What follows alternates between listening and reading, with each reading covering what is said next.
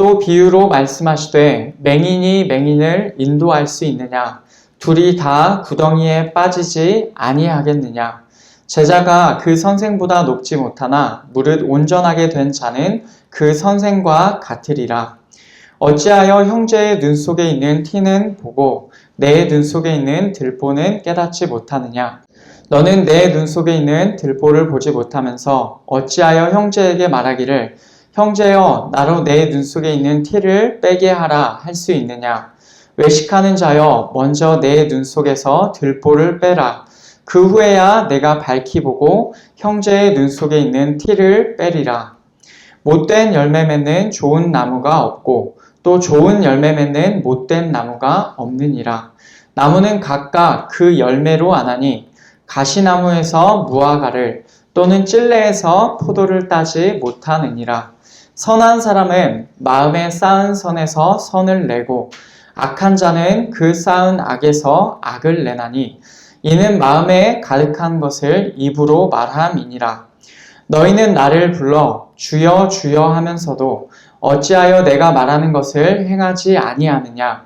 내게 나와 내 말을 듣고 행하는 자마다 누구와 같은 것을 너희에게 보이리라. 집을 짓되 깊이 파고 주추를 반석 위에 놓은 사람과 같으니 큰 물이 나서 탕류가 그 집에 부딪히되 잘 지었기 때문에 능히 요동하지 못하게 하였거니와 듣고 행하지 아니하는 자는 주추 없이 흙 위에 집 지은 사람과 같으니 탕류가 부딪힘에 집이 곧 무너져 파괴됨이 심하니라 하시니라. 아멘. 오늘 말씀은 원수를 사랑하라 라는 명령 다음에 이어지는 말씀입니다. 예수님께서 여러 가지 비유를 통하여 오늘 말씀에서 말씀을 주셨는데 먼저는 이 말씀이 누구를 대상으로 하신 말씀인지를 우리가 먼저 알아보겠습니다. 그리고 말씀에 나오는 비유의 내용을 차례대로 우리가 생각해 보도록 하겠습니다. 오늘 말씀은 누가복음 6장 27절부터 계속 이어지는 예수님의 담화 안에 있는 내용입니다. 6장 27절에서 이렇게 시작하였습니다. 그러나 너희 듣는 자에게 내가 이르노니. 아멘.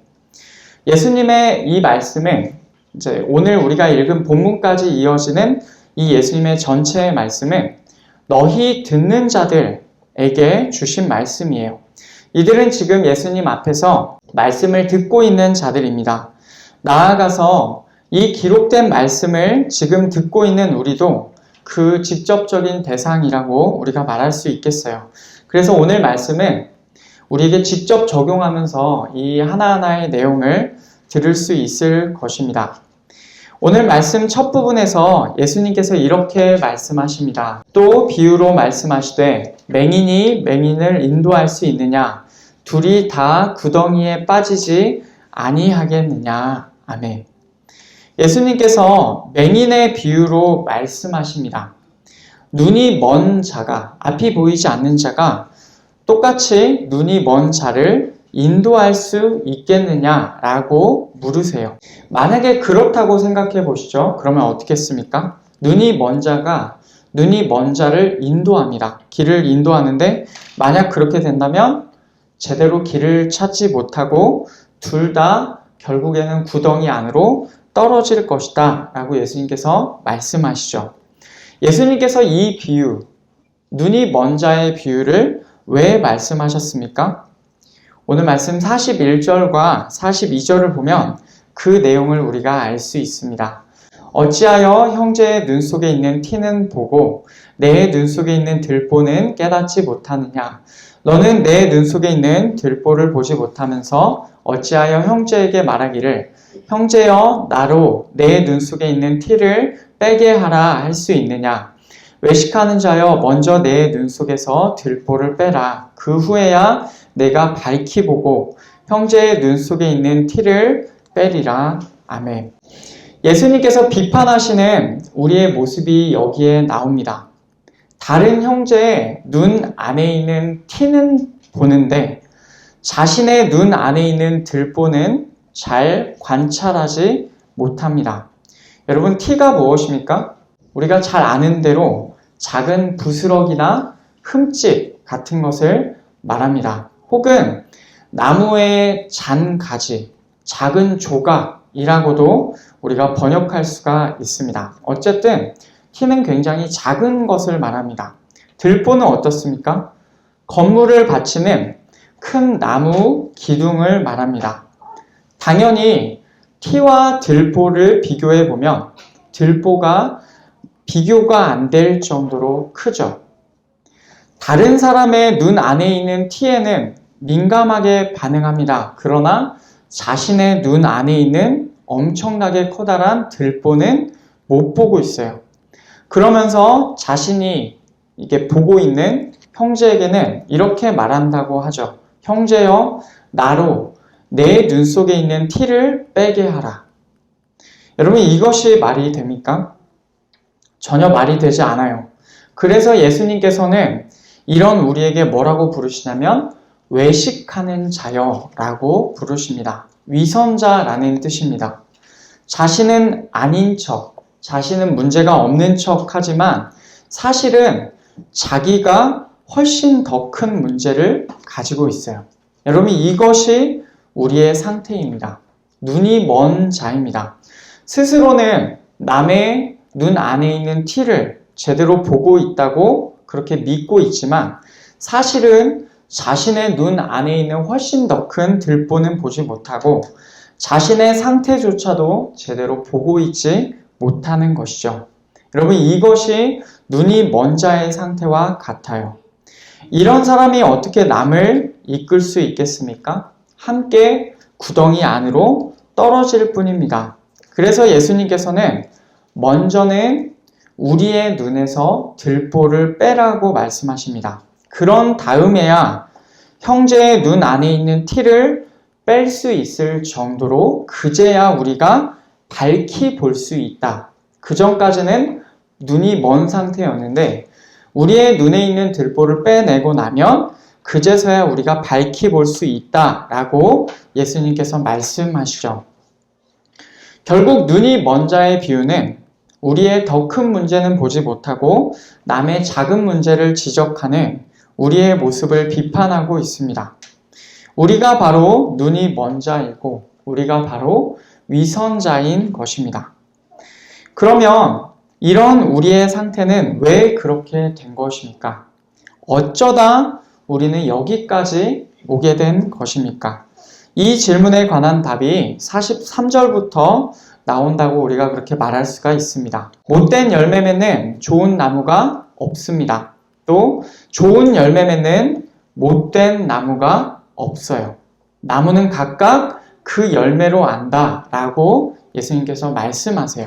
이게 무슨 뜻이냐 하면 이런 뜻입니다. 우리는 사실 우리의 잘못이 발견이 되면 우리의 본성 자체가 문제다 라고 생각하기보다 내가 왜 그렇게 바보 같은 행동을 했을까? 내가 왜 그렇게 행동을 했을까? 왜 내가 그때 그 행동을 했을까? 라고 생각할 때가 많죠. 그런데 이것은 예수님의 답과는 사실은 정반대입니다. 예수님은 뭐라고 하시냐면 나무에서 열매가 나온다고 하세요. 못된 열매 맺는 좋은 나무가 없습니다. 좋은 열매 맺는 못된 나무가 없어요. 각각의 나무는 자기 자신의 열매로부터 사람들에게 알려지는 것이 세상의 원리입니다. 똑같이 예수님께서 빗대어서 말씀하고 계시는 거예요. 못된 열매가 맺히는 것은 너가 못된 나무이기 때문이다 라고 지적하시는 것이죠. 마찬가지로 선한 사람은 마음에 쌓은 선에서 선을 내고 악한 자는 마음에 쌓은 악에서 악을 냅니다. 이 말은 우리가 못된 열매를 맺는 것은 사실은 우리가 못된 나무다 라는 그런 말입니다. 우리가 악한 행동을 하는 것은 그 한 번에 물론 실수다 라고 우리가 생각할 수는 있지만 근본적으로는 우리가 마음에 악함을 쌓아두었기 때문에 그렇습니다. 그 악한 마음으로부터 입이 말을 하니까 우리가 그렇게 악하게 말하고 행동하는 것이죠. 이 말은요, 우리 자신이 사실은 문제가 있다는 말입니다. 하지만 우리는 이 사실을 모르기도 하고 이 사실을 보지 못하기도 합니다. 그래서 우리는 악한 자임과 동시에 눈이 먼 자이자 위선자입니다. 이런 우리에게 예수님께서는 또 하나의 비유를 덧붙이시죠. 오늘 말씀 48절, 49절을 보면 이렇게 되어 있습니다. 집을 짓되 깊이 파고 주추를 반석 위에 놓은 사람과 같으니 큰 물이 나서 탕류가 그 집에 부딪히되 잘 지었기 때문에 능히 요동하지 못하게 하였거니와 듣고 행하지 아니하는 자는 주추 없이 흙 위에 집 지은 사람과 같으니 탕류가 부딪힘에 집이 곧 무너져 파괴됨이 심하니라 하시니라. 아멘. 예수님께서 말씀하시는 또 하나의 비유는 집을 건축하는 사람의 비유입니다. 어떤 사람이 있습니다. 이 사람은 집을 건축할 때 땅을 깊게 파고 그 기초를 바위 위에, 반석 위에 두었습니다. 또 어떤 사람은 집을 땅 위에 지었는데 기초 없이 그저 집을 건축하였습니다. 여러분, 이 두 집은 어떤 차이를 보였습니까? 바위 위에 기초를 둔 집은 홍수가 났을 때 물이 그 집에 부딪혔지만 그 홍수가 집을 흔들지는 못하였습니다. 기초 없이 땅 위에 그냥 건축한 집은 홍수가 났을 때 그 물이 집에 부딪히자 집이 무너졌고 크게 파손이 되었습니다. 사실 홍수가 나기 전에는 어땠냐면 겉보기에는 두 집 다 멀쩡하였을 것입니다. 그러나 실제로는 전혀 달랐던 것이죠. 여러분, 이 비유는 우리에게 위선자와 같은 상태가 무엇인지를 다시 한번 생각해 보게 합니다. 예수님께서 지금 위선자라고 비판하시는 우리의 모습이 바로 기초 없이 땅 위에 건축한 집과 같아요. 위선의 상태이고 거짓의 상태입니다. 우리가 이런 모습임을 예수님께서 지금 듣는 자들에게 말씀하고 계신 것이고 비유를 통하여 보여주시는 것이죠. 여기까지 살펴본 비유들은 크게 보면 총 3가지였습니다. 눈이 먼 자의 비유, 나무와 열매의 비유, 집을 건축하는 사람의 비유입니다. 이 비유들이 의미하는 바가 무엇이냐면 결국 이 비유에서 말하는 것들이 우리의 상태라는 것이죠. 눈이 멀어 있어서 우리의 문제를 제대로 못 봅니다. 마음에는 악함을 가득 쌓아두어서 우리에게 나오는 것들이 못된 열매가 나옵니다. 겉보기에만 멀쩡한 그런 기초 없이 지은 집과 그런 위선자와 같다는 것이죠. 우리는 이렇게 눈이 멀어 있는 상태와 악함과 위선의 상태에 놓여 있습니다. 그러면 예수님께서 이런 말씀을 하시는 이유가 무엇입니까? 구체적으로 우리의 어떤 모습이 문제가 됩니까? 우리가 그렇게 악함과 위선의 상태, 그리고 눈먼 상태다 라고 평가되는 구체적인 예가 무엇입니까? 그것이 오늘 말씀 46절, 47절에 나와 있습니다. 너희는 나를 불러 주여 주여 하면서도 어찌하여 내가 말하는 것을 행하지 아니하느냐? 내게 나와 내 말을 듣고 행하는 자마다 누구와 같은 것을 너희에게 보이리라. 아멘. 예수님을 향하여 주여, 주여 라고 부릅니다. 하지만 예수님께서 말씀하시는 것을 행하지는 않아요. 예수님께 나아왔어요. 그분의 말씀을 들었습니다. 그러나 그분의 말씀대로 행하지는 않았습니다. 그분의 말씀대로 행한 사람을 아까 마지막 비유에서처럼 바위 위에 기초를 놓고 집을 건축한 사람, 겉으로도 보기에 멀쩡해 보이고 속으로도 멀쩡한 그런 사람과 같겠지만 말씀대로 행하지 않은 사람은 기초 없이 땅 위에 집을 건축한 사람과 같습니다. 다시 말하면 예수님께로 나와서 그분의 말씀도 듣고 그분을 나의 주님이시다, 나의 주인이시다 라고 부르지만 예수님의 말씀대로는 행하지 않는 거예요. 그래서 예수님께서는 우리가 눈이 멀었다고, 악하다고, 위선자라고 말씀하고 계시는 것이죠. 이것을 보면 예수님께서 진짜로 원하시는 것은 말씀을 듣고 행하는 것, 이것을 원하고 계신다라는 것을 우리가 알 수 있겠습니다. 그런데 이제까지 예수님의 말씀을 보면 그런 우리의 불순종의 행위는 내면에서부터 나옵니다. 오늘 말씀 45절에서 선한 사람은 마음에 쌓은 선에서 선을 내고 악한 자는 그 쌓은 악에서 악을 내나니 이는 마음에 가득한 것을 입으로 말함이니라. 아멘. 마음에 가득한 것, 우리의 마음 속에 쌓아둔 것이 우리의 입으로 나오고 결과적으로 우리의 행동으로 나오게 됩니다. 거꾸로 생각해 보면 우리의 마음이 그렇게 악함과 위선으로 가득 차 있다는 거예요. 그것들로 우리의 마음이 가득 차 있기 때문에 우리의 입과 행동으로 나오는 것이 악한 행동이고 위선의 행동이라는 것이죠. 그러면 이런 우리의 눈먼과 악함과 위선으로부터 여러분 우리는 어떻게 해야 되겠습니까? 우리는 어떻게 나아질 수 있습니까? 우리의 눈은 어떻게 회복될 수 있으며 우리는 어떻게 좋은 열매를 맺는 좋은 나무가 될 수 있을까요? 그리고 우리는 어떻게 기초를 바위 위에 두고 집을 건축할 수 있겠습니까? 여러분 이것은 아마 이 땅에 사는 평생토록 우리의 숙제일 것입니다. 이미 여러분들은 그 답을 여러분들의 삶 가운데 또 성경의 가르침 가운데 알고 계실 것이지만 오늘 말씀의 맥락에서 그 답을 찾고자 합니다. 오늘 말씀 40절에서 그 답을 찾으려 합니다.